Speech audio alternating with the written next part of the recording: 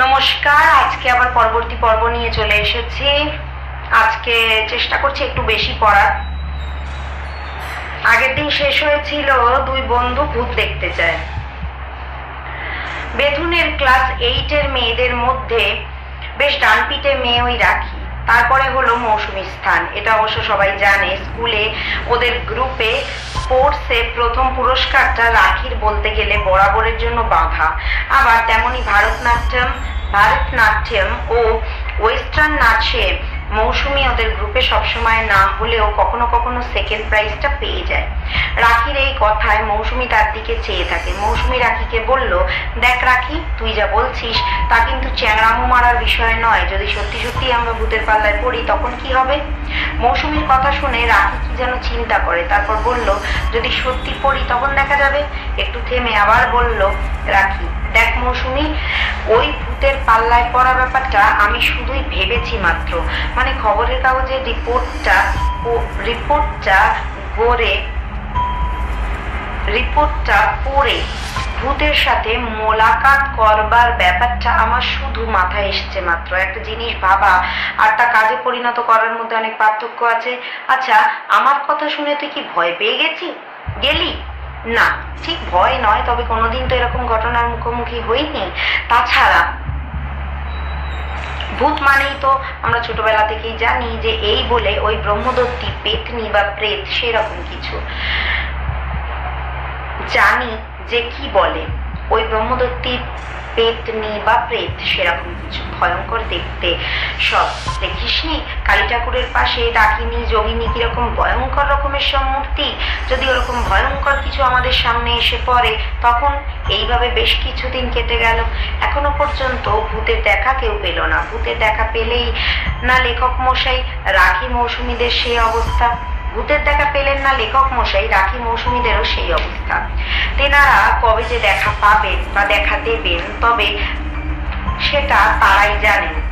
কত কি ঘটে গেল পৃথিবীতে, তবু তেনারা দেখা নাহি দিলেন। তবুও কেউ কেউ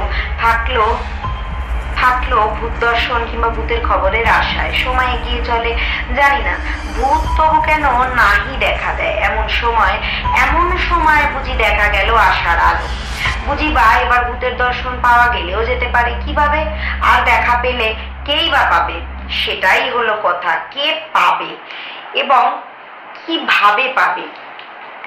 আবার খবরের কাগজে একটা খবর বের হলো, সেটা ঠিক সংবাদ কলমে নয়। খবরটা বেরিয়েছে সংবাদ কলমেরই পাশে। লম্বা করে বিজ্ঞাপন কলমের মাধ্যমে পরপর দুটো বিজ্ঞাপন, একটা ওপরে আর তার পরেরটা প্রথমটা ঠিক নিচে। দুটো বিজ্ঞাপনই ছিল শোকসভার বিজ্ঞাপন এবং যাদের শোকসভা হবে তাদের ছবি সহ বিজ্ঞাপন দুটো বেরিয়েছে। তবে অদ্ভুত, দুটো ক্ষেত্রেই যারা বিজ্ঞাপন ছাপিয়েছেন তারা মৃত ব্যক্তিদের কোনো নিকট আত্মীয় নন। বউ, ছেলে, মেয়ে, ভাইপো, নাতি নাতনি কেউই নয়। শোকাহতদের তালিকায় যাদের নাম আছে তারা হলো মৃত ব্যক্তির কাজের সঙ্গে যুক্ত শিষ্য অনুগামীর দল। শোকসভা দুটো একই দিনে একই সময় হবে, তবে স্থান ভিন্ন। একটা শোকসভার স্থান বিরাট, আর একটা বাগুইয়াটি। চমৎকার মিল শেষ অক্ষর দুটো ক্ষেত্রেই ট। আবার কারো এও মিল আছে টি। আবার কারেও মিল আছে টি। বাংলায় যদি ট হয় তবে ইংরেজিটা হচ্ছে টি। আরো অদ্ভুত মিল কিরকম? ওই টি দিয়ে একজনের নাম ট্যাংরা, অন্যজনের নাম টেম্পু। এবং যে কাগজে ওই বিজ্ঞাপন দুটো বেরিয়েছে সেটা হলো সেই কাগজ যে কাগজে ওই আজকাল নাকি তেমন ভূত দেখতে পাওয়া যায় না, এই খবরটা বেরিয়েছিল।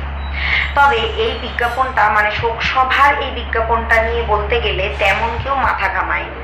এরকম শোকসভার বিজ্ঞাপন তো কাগজে রোজই বের হচ্ছে। যাই হোক, বিজ্ঞাপন যখন বেরিয়েছে তখন শোকসভা তো হবেই। ট্যাংরা ও টেম্পুর চামচেরাই এতে অংশগ্রহণ করবে। বড়জোর মৃতদের কয়েকজন নিকট আত্মীয় স্বজন। এখন মজার ব্যাপার হলো রাখির চোখে বিজ্ঞাপনটা পড়েছে।